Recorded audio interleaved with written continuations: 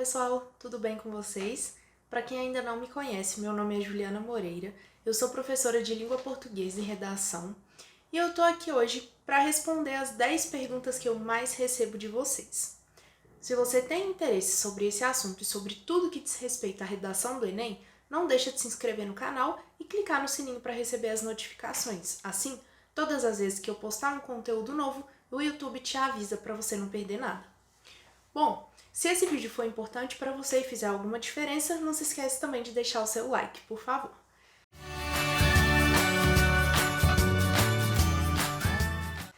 Pessoal, eu decidi fazer esse vídeo porque tem algumas perguntas que se repetem com bastante frequência, seja pelo meu Instagram, o Facebook, ou mesmo nas lives que a gente faz toda quarta-feira às 8 da noite aqui no YouTube. Se você ainda não conhece, dá uma procuradinha aí.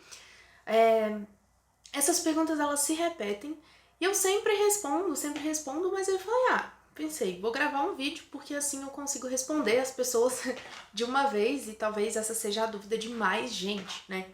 Então, pensando nisso, eu criei aqui 10 perguntas que vocês me fazem o tempo todo pra gente discutir um pouquinho juntos. A primeira pergunta, ela tem a ver com o início da redação e é, Ju, título é obrigatório? E a minha resposta é bem direta. Não, não é obrigatório. Não recomendo que você coloque porque não vale nota. Não faz nenhuma diferença na sua nota. Se você coloca um título ou se você não coloca o título, o corretor não quer saber disso na hora de avaliar o seu texto. A única coisa que um título faz é contar como número de linha escrita. Então, por exemplo, se você escreve uma redação com 7 linhas e um título, né, uma primeira linha de título, consequentemente, você tem 8 linhas e sua redação vai ser corrigida. Se você escreve as mesmas 7 linhas, só que sem o título, ela não vai ser corrigida porque é uma redação considerada muito curta. Então, ela só faz diferença na contagem de linhas. Só que como aqui a gente está lidando com pessoas que querem acima de 900 na redação, ninguém aqui escreve 7 linhas e, portanto, o título não faz diferença na sua vida. Logo, não precisa perder tempo pensando no título, não precisa perder espaço pensando no título. Simplesmente comece seu texto do primeiro parágrafo. Bom, se você averiguar as últimas redações nota 1000, nenhuma delas apresentava título, justamente porque não é interessante do ponto de vista prático e nem é algo que de fato se faz necessário. Então, fiquem tranquilos em relação ao título. Enem, redação, esquece o título. Começa lá da sua primeira linha, primeiro parágrafo e vai que dá certo. Bom, uma segunda pergunta que geralmente eu recebo é, Ju, eu só posso escrever de letra cursiva porque eu faço aquela letra bastão, como é que faz? Olha, para a redação do Enem você pode escrever em qualquer tipo de letra, aquela que você está mais habituado. O que você tem que estar atento? O que precisa acontecer? Número 1, tem que ser uma letra legível, claro. Número 2, você tem que separar, ser capaz de diferenciar suas letras maiúsculas das letras minúsculas. Geralmente, quem faz a letra de forma, a letra bastão, que não é a cursiva, não diferencia maiúscula de minúsculo. Mas para o Enem isso é necessário. Então, se esse for o seu tipo de letra, o tipo de letra que você se sente mais confortável para usar, não tem problema. Só faça as maiúsculas maiores para que você consiga diferenciar ali um do outro, tá? Tirando isso, ela tem que ser legível. E aí você pode fazer da forma como você se sentir mais confortável. Sua redação não vai perder nota pela qualidade da sua letra, mas o corretor pode sentir muita dificuldade para interpretar alguma palavra ali no seu texto e aí sim pode ser que você perca nota, porque talvez ele leia algo diferente do que você escreveu. Então, por mais que a gente saiba que o corretor vai se esforçar para entender o que está escrito, a gente também sabe que ele corrige uma quantidade muito grande de textos por dia e que ele não tem tanto tempo assim para ficar se dedicando a tentar entender o que está escrito. Então, facilite a vida do corretor, porque ele é o cara responsável pela sua nota. Então, ele é a pessoa que a gente não quer desagradar. Bom, uma terceira pergunta que eu recebo bastante é, se eu investir em palavras difíceis, né, se eu usar de um vocabulário rebuscado, isso ajuda na minha nota? Não, não ajuda e muitas vezes atrapalha. E eu vou te explicar por quê. Quando você está habituado a um tipo de vocabulário, se esse rebuscamento ele faz parte do seu vocabulário diário, ou pelo menos de quando você escreve textos, ok, pode usar, você não vai perder nota por isso. Mas se ele não faz e você está tentando colocar ali no seu texto palavras que são consideradas difíceis, ou seja, são aquelas palavras que não são normais no nosso vocabulário do dia a dia, elas não são comuns. Se você tenta fazer isso na redação do Enem sem que isso seja de fato um hábito para você, a chance de você fazer uma bobagem é bastante grande. Porque duas coisas podem acontecer. Três coisas podem acontecer. Você pode errar a grafia da palavra e aí você vai perder nota. Você pode errar o contexto em que a palavra poderia ser usada e aí você vai perder nota porque você acha que ela tem um sentido, mas naquele contexto ela ganha outro sentido. E aí por você não ter hábito, não ter facilidade com essa palavra, você vai acabar fazendo essa confusão. E a terceira coisa que pode acontecer é você não dominar a regência dessa palavra. Então, eu não sei se ela tem que vir ou não com preposição, por exemplo. Olha, eu vou dar um exemplo muito simples para vocês, que acontece demais nas redações, e a palavra nem é tão difícil assim, só para vocês entenderem o que eu tô falando. Quando a gente usa colaborar, por exemplo, esse vídeo vai colaborar com os meus alunos. Ótimo. O vídeo vai colaborar com, ou o vídeo colabora com os meus alunos. Muita gente, na tentativa de não usar o colaborar, porque acha que a palavra corroborar é mais bonita, substitui e aí fica, olha, esse vídeo vai corroborar com os meus alunos. Apesar da gente ter alguma semelhança de significados, não é exatamente o mesmo, mas é um tanto semelhante, eu entendo a confusão, a regência é diferente. Aquilo que corrobora não pode corroborar com. Então, você simplesmente não pode fazer a troca de palavras e achar que o resto não vai sofrer nenhuma alteração. Por isso, se corroborar fizer parte do seu vocabulário, parte daquilo que você está habituado, acostumado a escrever, pode usar sem medo. Se não fizer, então não use, tá? Ou passe a usar nas redações que você está treinando e peça a alguém que já tem um domínio sobre aquele vocabulário para corrigir para você, porque assim a gente consegue ter certeza que o uso foi adequado. Uma vez que você sabe disso, lá na hora da prova você usa com mais tranquilidade. Eu sempre digo isso aqui e vou repetir. O Enem, a prova de redação, não é hora de inventar nada. Então você não vai usar ali na prova uma palavra pela primeira vez, justamente porque você pode cair num desses três problemas: ortografia, regência e contexto.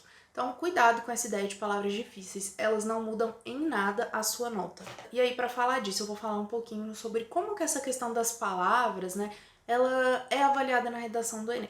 Vejam, lá no Enem a gente tem a nota dividida em 5 competências. Se você não sabe quais são ou tem alguma dúvida, tem um vídeo aqui no canal chamado As 5 Competências do Enem, que eu explico direitinho como essa divisão acontece. Mas o que você precisa entender agora é o seguinte: existe uma competência chamada competência 1, que é responsável pela avaliação, digamos, dessa seleção de vocabulário.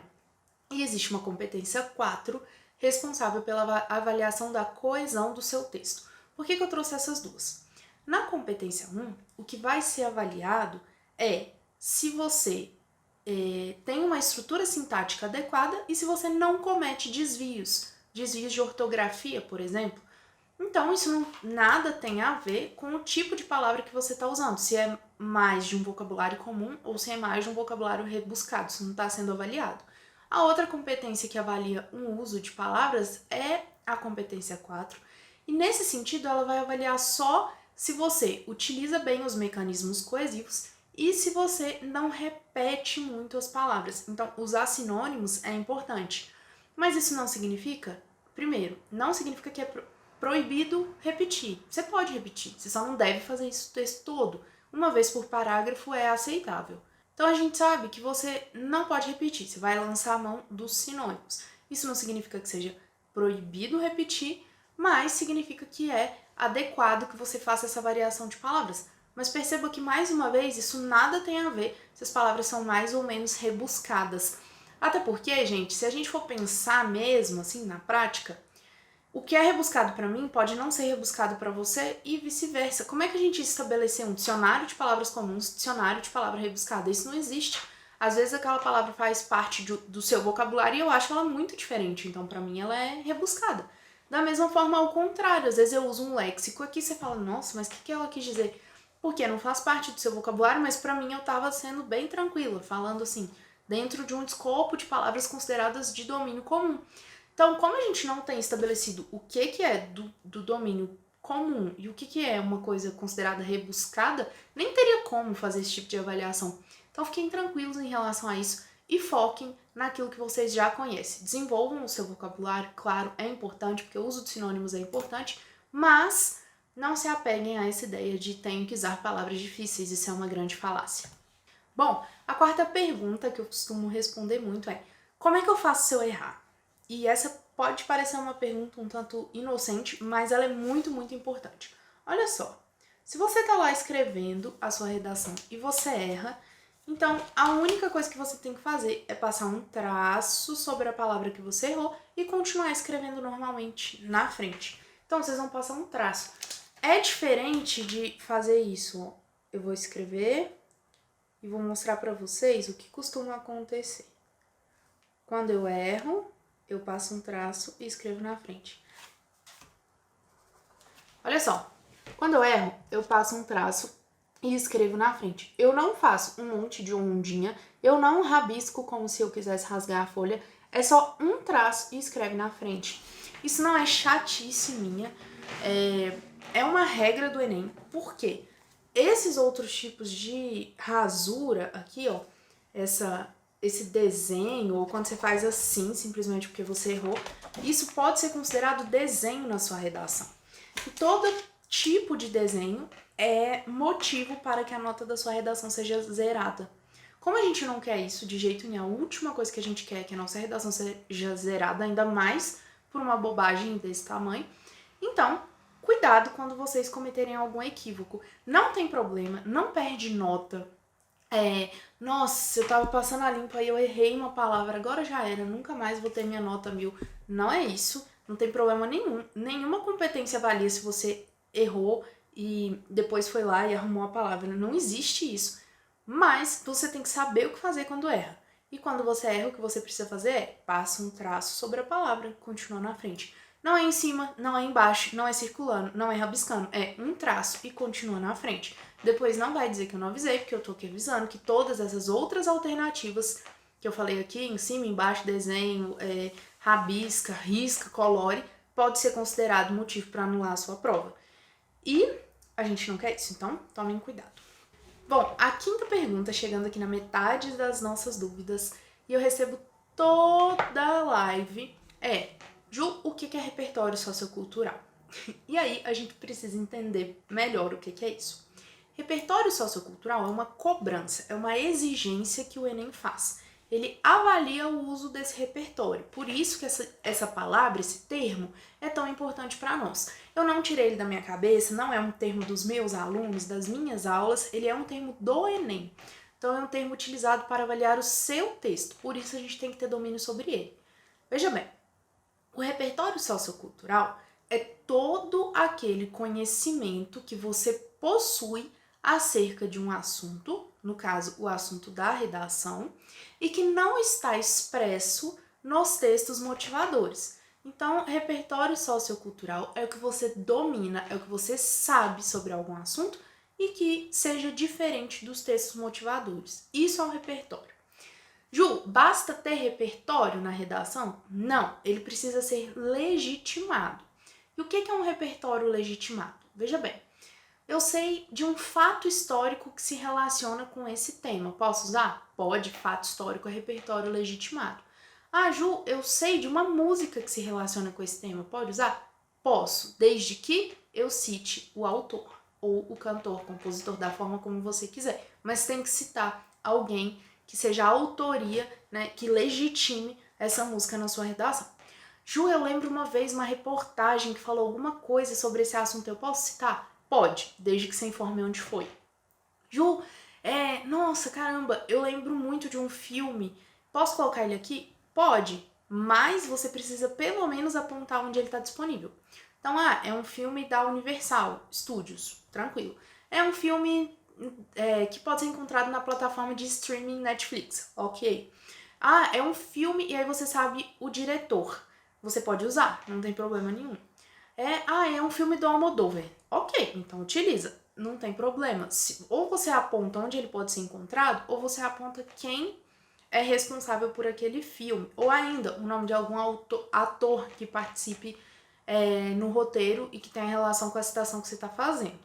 O importante é, Você tem que citar um repertório, que é aquilo que você tem como conhecimento e que se relaciona com o tema, e esse repertório tem que ser de alguma forma legitimado. Então, o livro tem que vir junto com o autor, fato histórico já é legitimado por si só. Se você vai fazer uma citação de um pensador, né? Você vai colocar aspas lá. Vamos lá, uma que sempre aparece nas redações. Não gosto, mas vou trazer só para ficar claro o exemplo para vocês. O importante não é viver, mas viver bem. Se você só coloca essa citação lá no seu texto, sem dizer de quem você não ganha nota. Isso não é considerado repertório, porque isso poderia ter sido falado pelo Platão, mas também poderia ter sido falado pela sua mãe. Então, o Enem não considera. Então, é isso que eu estou tentando dizer. É que o repertório é aquilo que você sabe sobre o tema e que é legitimado por alguma área do conhecimento. Então, isso aqui é legitimado porque é um conceito. Ótimo. Isso aqui é legitimado porque é uma teoria da sociologia. Perfeito. Isso aqui é legitimado porque foi um filósofo quem disse. Ok. Ju, isso aqui é legitimado porque é um filme. Tranquilo. Então, percebam como repertório é fácil da gente entender o que é. Tudo aquilo que a gente conhece e consegue associar com o filme, desde que seja algo que tenha uma fonte, a gente consegue usar. Só que essa fonte a gente tem que ter cuidado para quê? Para que ela seja socialmente relevante. Minha mãe pode ser fonte da minha redação do Enem? Não, porque a minha mãe não tem relevância em alguma área do conhecimento, não tem relevância social em área do conhecimento. A menos que a sua mãe tenha, você também não pode usar a sua na redação.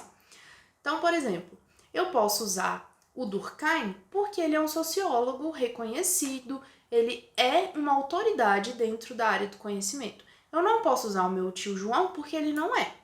Então, essa é a diferença entre repertório, o que é repertório e o que não é repertório. Bom, todas as vezes que vocês quiserem citar alguma informação que venha a partir de dados, por exemplo, vocês também precisam citar a fonte. Então, a gente consegue perceber que ainda tem 7% da população brasileira que passa fome. Tá, mas de onde vem esse dado? Isso é um repertório. Perfeito. Mas para que ele seja legitimado e aí ele valha, você precisa me dizer de onde ele vem. É uma pesquisa do IBGE? Perfeito, então pronto. Que mais? Vamos pensar. Ju, eu sei que esse direito aqui, ele é uma garantia na Constituição. Posso citar a Constituição? Pode. Ela é um repertório sociocultural legitimado por si só, ela é um documento, então você pode citar. Você só tem que ter cuidado para reparar lá nos textos motivadores se a Constituição não está lá. Se ela já está no texto motivador, que são aqueles textos que acompanham a proposta, né, acompanham o tema, então você não pode considerar um repertório sociocultural seu. Não significa que você não possa usar. Você pode, é tranquilo usar, não perde nota, usar referência do texto motivador. Mas isso não vai ser considerado um repertório sociocultural seu. Então, tenha paciência com essa diferença, tá bem? O que é seu é o que não tá lá nos textos motivadores e o que a gente consegue legitimar de alguma forma. Bom, a sexta pergunta que eu recebo muito é a seguinte. Ju, se eu citar filósofo, por exemplo, eu ganho mais nota do que se eu citar um filme? E não, você não ganha mais nota por isso. Você só precisa de um repertório sociocultural, que foi o que a gente acabou de conversar. A origem dele pouco importa para o Enem. Se ele é seu, se ele é do seu conhecimento de mundo, ele vai valer da mesma forma. Então, a Ana citou Platão e o Jorge citou a série da Netflix. Quem vai ganhar mais nota? Nenhum dos dois, eles vão ganhar a mesma nota. Se o uso foi produtivo, o que significa? Se eles conseguiram refletir dentro da argumentação sobre o que eles apresentaram, eles vão ter exatamente a mesma nota. Então, tanto faz se você vai lidar com filósofos ou se você vai lidar com uma música que você gosta muito. Não precisa ter esse medo de achar que aquilo que é apresentado na redação como repertório é só o que é erudito, ou é só o que é de uma cultura considerada menos popular. Nada a ver. O Enem considera, sim, tudo que você aponta como conhecimento que seja seu e que tenha relação com o tema. Então, você pode apresentar elementos de uma cultura popular e isso não vai te penalizar em termos de nota. Nossa, Ju, então se eu quiser citar um desenho do Pica-Pau, eu posso? Pode, ué. Se você conseguir fazer com que ele tenha diálogo com o tema, você fica à vontade para citar o Pica-Pau e ele vai ter a mesmíssima nota da pessoa que citou Aristóteles. Não tô dizendo que o Pica-Pau é melhor que o Aristóteles, eu só tô dizendo que você pode ficar confortável em usar aquele repertório que você tem, sem esse medo de que, mas a pessoa usou um filósofo e eu só usei um desenho, não vai dar certo. Vai dar certo e vocês vão ter a mesma nota. Bom, por que eu citei o Pica-Pau, né? Pode parecer que eu tô louca, mas ainda não. É porque teve um aluno aqui numa live, eu até comentei isso, eu vou ficar devendo um número, que eu não sei em que live foi, mas que ele conseguiu em um tema que era... Ele escreveu sobre poluição sonora e ele utilizou um episódio do Pica-Pau em que ele sofre muito com a poluição sonora e ele conseguiu desenvolver isso de uma forma bem interessante na argumentação. Então, ele teve a nota máxima nessa competência porque ele usou da forma correta. Se ele tivesse usado ali no lugar algum filósofo, aconteceria a mesma coisa. Desde que faça sentido com o tema e sentido com o seu argumento, não tem problema. Um não vale mais do que o outro. Não existe essa diferença de pontuação, tá bom? Pessoal, a 7ª pergunta que eu recebi, essa eu recebo pra caramba, é: Ju, qual vai ser o tema da redação do Enem? Amados, como é que eu vou saber qual que vai ser o tema da redação do Enem? Não tem como eu saber, porque não sou eu que escolho. É o INEP quem escolhe. Então, a menos que eu seja nomeada ministra da Educação, acho que não vai acontecer, eu não tenho como saber qual é o tema da redação. Nem eu e nem ninguém. Então, se alguém aí divulgar como aconteceu no ano passado, bastante vergonhoso, uma pessoa saiu divulgando por aí que sabia qual era o tema, e é claro que ela errou, porque não tinha como ela saber. Não acreditem, tá? É quase como uma captação de audiência, assim, captando a sua atenção. Eu sei qual é o tema da prova de redação. Se eu fizesse um vídeo assim, você ia clicar pra assistir, claro, até eu ia clicar pra assistir. Mas eu não vou fazer isso, porque não tem como saber qual é o tema. Então, desconfiem dessas pessoas que dizem como saber algo que não tem como saber. Essa é a primeira questão. Não dá pra saber o tema, não tem como antecipar. A segunda questão é, eu não gosto de bolão da redação. Então eu não vou ficar dizendo, eu acho que vai cair isso, eu acho que vai cair aquilo, eu acho que pode ser esse tema, esse é mais quente. Porque isso também é uma grande bobagem. A gente fica apostando nesses temas e não foca no que é necessário, que é aprender a escrever uma redação. Se você aprende efetivamente, se você entende como a estrutura da redação do Enem funciona, se você sabe trilhar o seu caminho dentro do texto do Enem, não interessa que tema vai estar lá na prova, pode cair qualquer tema, você vai conseguir fazer. Então, não perde tempo com essa bobagem de procurar, o que vai cair, o que tá em alta, o que o governo está discutindo, o que foi lançado de novidade nessa época que eles escolhem o tema. Não foca nisso, foca no que interessa, que é como elaborar um texto dissertativo argumentativo para o Enem. Se eu sei fazer um texto, tanto faz o tema. O tema pode ir de A a Z e eu vou ficar confortável na situação. Muito melhor do que você apostar em 5 temas por aí, se matar para entender tudo que você pode sobre o assunto, chega lá e cai alguma coisa que não tem nada a ver com o que você estudou. E certamente vai acontecer. Ano passado, por exemplo, ninguém esperava que fosse cair democratização do acesso ao cinema e tá tudo bem, porque a gente não tem que esperar nada. A gente só tem que ir lá sabendo que vai cair uma temática de relevância social e entender qual é a estrutura da prova. Se isso está feito, pode vir qualquer coisa que a gente mata com tranquilidade. Então, cuidado com essa energia gasta aí para descobrir qual é o tema da redação do Enem, que isso não existe. Bom, a nossa 8ª pergunta é: Ju, redações de outros vestibulares são iguais às do Enem? E aí eu recebo muito de pessoas que estão interessadas em outras provas que não a do Enem para ingresso na universidade, mas que querem utilizar do conteúdo que eu posto no canal. Então eu preciso alertar vocês da seguinte coisa: depende, vai depender muito de onde você quer fazer isso, vai depender muito de onde você quer prestar o seu vestibular. Alguns lugares têm também a prova do tipo dissertativo argumentativo, e aí a estrutura é a mesma, com algumas coisas que precisam ser observadas. Por exemplo, dentro da estrutura dissertativa argumentativa do Enem, existe uma exigência que não é do gênero, não é do texto dissertativo, é do Enem, e que é a proposta de intervenção com 5 elementos. Outras universidades cobram o mesmo gênero, o mesmo tipo dissertativo argumentativo, mas elas não cobram essa proposta de intervenção, então a sua conclusão vai ser ligeiramente diferente. Esse é um aspecto que precisa ser observado. O segundo aspecto que precisa ser observado é, mesmo aquelas que cobram o tipo dissertativo argumentativo, a gente precisa ficar atento ao modelo de prova no sentido temático. Então, enquanto o Enem a gente sabe que vai cair uma temática de relevância social, algumas outras universidades que cobram também o dissertativo argumentativo não estão engajadas em temáticas sociais. Elas estão preocupadas com outras questões. E aí pode ter alguma que tem um cunho mais filosófico, por exemplo. Como eles podem te pedir para escrever um texto sobre a importância da felicidade. Então é bastante diferente esse universo temático. O do Enem a gente já sabe qual é, ele é focado em temáticas sociais, a gente já domina quais são essas áreas, mas de outras universidades a gente pode partir para outros temas, outros grupos de temas. Então é importante ter atenção também. E pode acontecer da universidade nem sequer cobrar o tipo dissertativo argumentativo, ela cobra outros gêneros. E aí, cabe a vocês, né, pesquisarem direitinho no edital da prova qual é esse gênero e estudar mais a fundo. Algumas universidades, como a UFA, aqui, a Federal de Uberlândia, a Unicamp, elas não cobram um gênero só. Como assim? Elas têm uma lista de possibilidades, né? No caso da Unicamp, essa lista nem existe, ela só fala, eu posso cobrar qualquer coisa. E você, então, tem que dominar todos os gêneros. Pode ser, parece uma sacanagem, mas não é.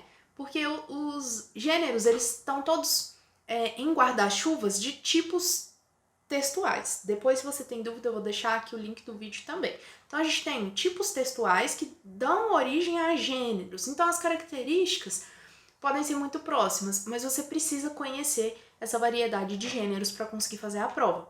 A Unicamp, no ano passado, ela cobrou um roteiro de podcast. Então, um gênero super novo, ninguém estava esperando que ela fosse cobrar um roteiro de podcast, mas caiu.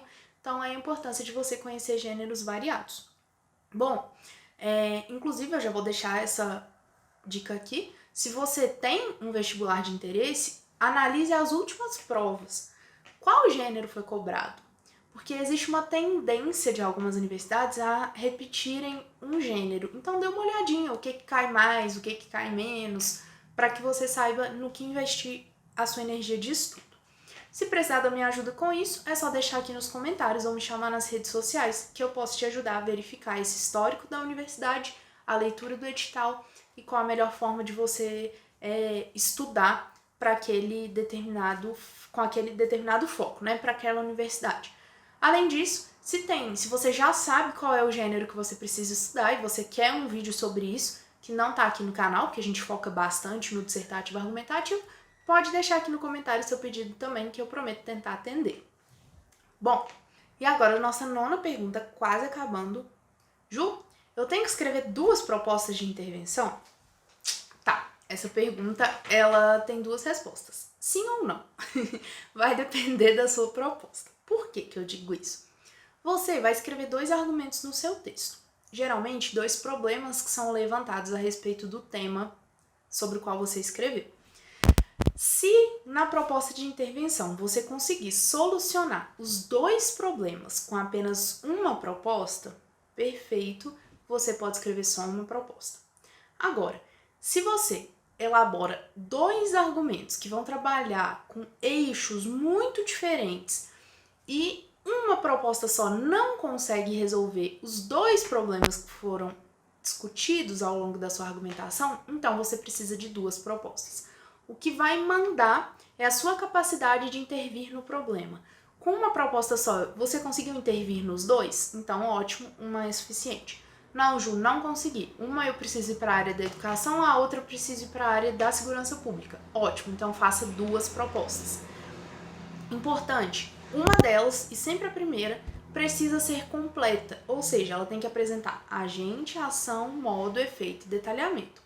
A segunda, ela não precisa ser completa, porque ela não vai ser avaliada nesses 5 elementos, ela só vai ser avaliada na coerência textual, se aquilo sobre o que você levantou a problemática está sendo, de alguma forma, solucionado ou pelo menos sofrendo uma intervenção no fim do seu texto. Então veja bem, se você consegue resolver tudo com uma só.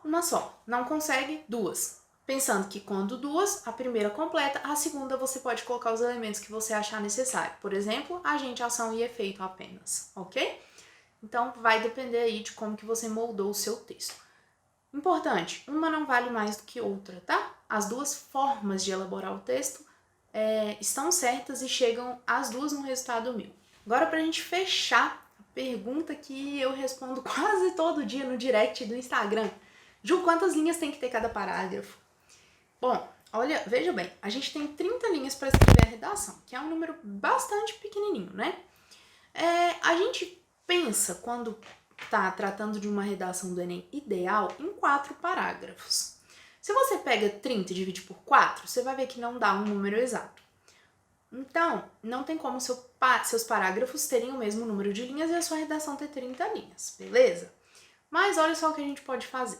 Como que eu penso, até porque o seu texto ele precisa ter conteúdos específicos em cada parágrafo, e essa técnica que eu ensino funciona. Escreva 7 linhas em cada parágrafo. Tenha isso em mente. 7 na introdução, 7 no argumento 1, 7 no argumento 2, 7 na conclusão. Por quê? Quando a gente soma tudo, tem 28. E aí você fica com 2 linhas para você, por exemplo, minha introdução ficou um pouco mais longa, posso escrever 9? Pode, você tem essas linhas sobrando. Ju, meu argumento 1 ficou muito mais longo, eu usei 3 linhas a mais, eu fiz um parágrafo de 10 linhas. Tudo bem, você já tinha 2 sobrando, agora tira uma de algum lugar e coloca lá. É importante vocês entenderem que não é 7, 7, 7, 7. Se escrever 8 já tá errado. Não é isso. É que 7 a gente consegue ter mais ou menos o mesmo tanto de linha em cada parágrafo, isso é importante. Mas não significa que a sua introdução não possa ter 5 linhas. Ela pode ter 5 linhas e o seu argumento 1 ter 8. Não tem problema. A questão é que vocês precisam trabalhar mais ou menos com esse número para a gente tentar manter um padrão de parágrafos no seu texto. Lembrando, não é uma regra, é uma dica minha, funciona muito bem para os meus alunos e garante que você vai ter um desenvolvimento legal em cada parágrafo seu. Mas lembrando, não precisa ficar louco e desesperado e chorar se o seu parágrafo passar 1 ou 2 linhas ou faltar 1 ou 2 linhas, tá tudo bem, tá? Então tem aí o 7 como um guia, mas lembrando que você pode jogar com ele, fica à vontade. Pessoal, essas são as 10 perguntas que eu mais respondo nas minhas redes sociais e nas lives. Então, se eu conseguir te ajudar, não se esquece de deixar o seu like para mim, isso é importante para que eu possa alcançar mais pessoas. Obrigada por terem assistido até aqui. Se ainda ficou alguma dúvida a respeito desse conteúdo ou do que eu tratei aqui, é só deixar aqui nos comentários para mim, que eu sempre respondo. E a gente se encontra no próximo vídeo. Tchau, tchau!